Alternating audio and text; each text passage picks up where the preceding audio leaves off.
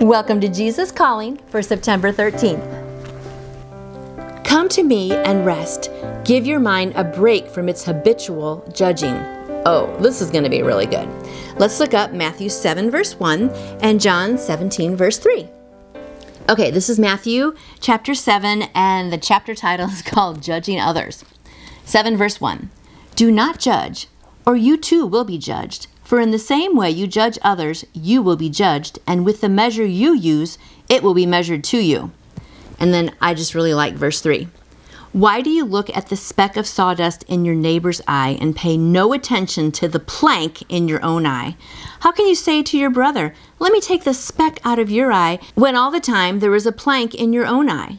You hypocrite, first take the plank out of your own eye, and then you will see clearly to remove the speck from your brother's eye. Those are some really wise words, aren't they? Let's look at the next verse. All right, we're looking at John 17:3. The chapter title is Jesus Prays for Himself. I'll just start with verse 1. After Jesus said this, He looked toward heaven and prayed, Father, the time has come. Glorify your Son, that your Son may glorify you. For you granted Him authority over all people, that He might give eternal life to all those you have given Him. Now, this is eternal life, that you may know the one and only true God, and Jesus Christ, whom you have sent. I have brought you glory on earth by completing the work you gave me to do. And now, Father, glorify me in your presence with the glory I had with you before the world began. Come to me and rest. Give your mind a break from its habitual judging. You form judgments about this situation, this person, that person, yourself, even the weather, as if judging were your main function in life. But I created you first and foremost to know me and to live in rich communication with me. I'm reading that again. But I created you first and foremost to know me and live in rich communication with me. When you become preoccupied with passing judgment, you usurp my role. Relate to me as creature to creator, sheep to shepherd, subject to king, clay to potter.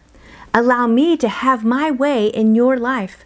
Rather than evaluating my ways with you, accept them thankfully. The intimacy I offer you is not an invitation to act as if you were my equal. That's good. Reading that one more time. The intimacy I offer you is not an invitation to act as if you were my equal. Worship me as King of Kings while walking hand in hand with me down the path of life. Oh, I love, there's so much in here I love. Okay, so yes, we should not all be judging, and sometimes I don't know if I'm so much judging people as just like comparing myself with them, which I guess is judging too, but he just says, forget all of that. There's so many great things in here. I gotta put my old lady glasses back on. But I just love it. Relate to me as creature to creator. And that's how I want to be. I don't want to be in the judging role. That's for him to do, he's saying. Sheep to shepherd, subject to king, clay to potter. We are but clay in his hands. And he just wants us to be worshiping him and not worry about judging and not worry about all these other things. If I keep my eyes on my relationship with him, guess what? I've got no time to be judging anybody else or doing anything. And I love that verse too, where they're talking about you have a log sticking out of your eye and there's a tiny speck in your neighbor's eye or your friend's eye. And we're always so busy picking out everybody else's faults and logs. This is a good reminder today, to just be focused on me and how I'm doing in my relationship to God. And look at the big log in my eye and forget everybody else's specks in their eyes, right?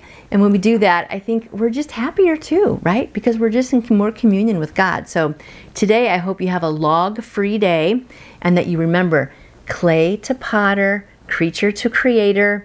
Let's keep things in order. And you have a wonderful day. See you tomorrow. You can order your own Jesus Calling devotional book by going to jesuscalling.com. And I would love to answer any questions you may have about faith in Jesus. Just email me through my website, nancyjoytoyou.com.